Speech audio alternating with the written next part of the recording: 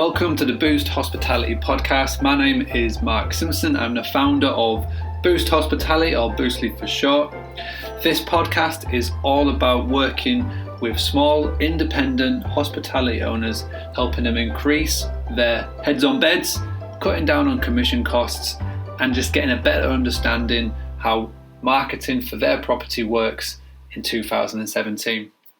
In episode 2, we are going to be talking about the second stage of the booking process. The second stage is research, and we're going to go into exactly what a guest looks for in a property, and we're also going to share with you how you can make sure that your place is the property that they click on to get more information. If you missed episode 1, make sure you go back now and download it, because we're talking about the 5 stages of the booking process that the guests go through before booking a property. So number 1 was plan, number 2 is research.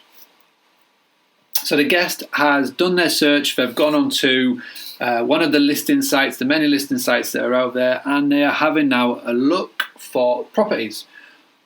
This is where your photos and your images is so key.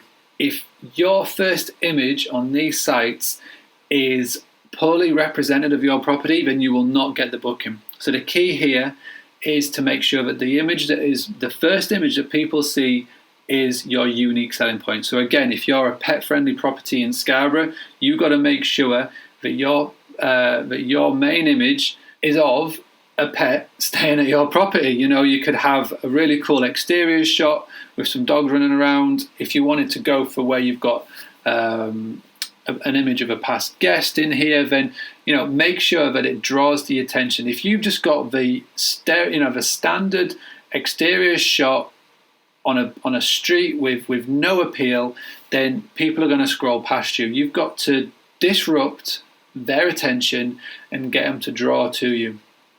So images is one of the key things. Make sure that next time that you're on one of your listing sites, update the image to make sure that first one is going to be something that's going to draw people's attention in. Number 2 is make sure that you have all of your amenities right. So what do I mean by that is that when you list on these websites, whether it's a Booking.com, Expedia, Airbnb, you can put down exactly what your property has. So if you've got street parking, make sure street parking is clearly listed. If you offer breakfast in bed, if you have a bar that serves special cocktails, if you've got a restaurant, if you've got a golf course that is nearby, or if you've got something specifically on your property, make sure that you put this down. When people do a search on any website, the first thing they do when all of the results come up is that they filter them down.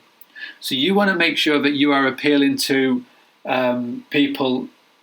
Doesn't matter what their search is. So if they're going to go for the price range, you're in that bracket. If they're looking for people for specific reviews, you're in there as well. If you want somebody who is coming to look for, again, a pet-friendly property for 2 adults, 2 children, make sure you've got every room listed properly. Don't just upload it once and leave it. If you've got a room that can have extra beds in, make sure you have that ability, so when someone puts in for a double room and they want to bring 2 kids, and you can put extra beds in to accommodate those extra children, that you have that added onto that listing site and the costs replicate that. Really important now, because this is one of the key areas, is where a guest has got loads of options in front of them. How can you stand out from the crowd? First thing is images. Secondly is make sure that your facilities that you provide to a guest are clearly stated. And this goes to your website as well. Don't hide your selling points on your website. Make sure that your features, your benefits, why people should book with you, is on your homepage. If you don't have this, you're going to lose the guest. You just look like everybody else. If you haven't got a unique selling point, go and get one. The reason why people stay with small independent properties and don't go and stay with the faceless organizations like Marriott or Hilton or Travelodge or Premier Inn is because they want to book with somebody and have that social experience. They want to have a stay in a town or a city that's something that's a little bit different. That's why they come and stay with properties like ours. So it could be something as simple as, a really good breakfast. If your breakfast is better than anywhere else, if you do something a little bit different, focus on that. Breakfast is getting really popular in 2017. A really good breakfast photos is really popular.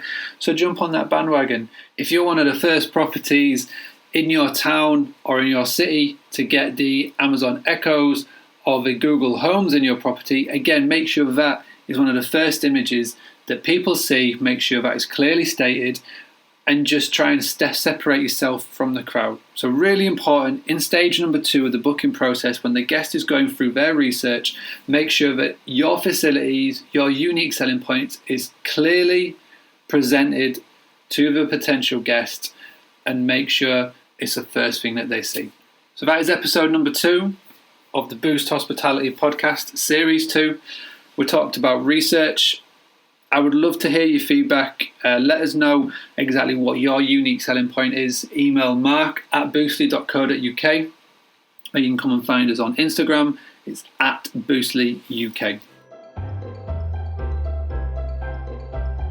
Thank you for listening to the Boost Hospitality Podcast. I've created a free ebook to go alongside this podcast series. To claim your copy, all you need to do is go to boostly.co.uk/podcast 2, and that's the number 2. And as always, Boostly is spelled BOOSTLY. My name has been Mark Simpson. Thank you so much for listening. I'd love to hear your feedback. Tweet me @BoostlyUK.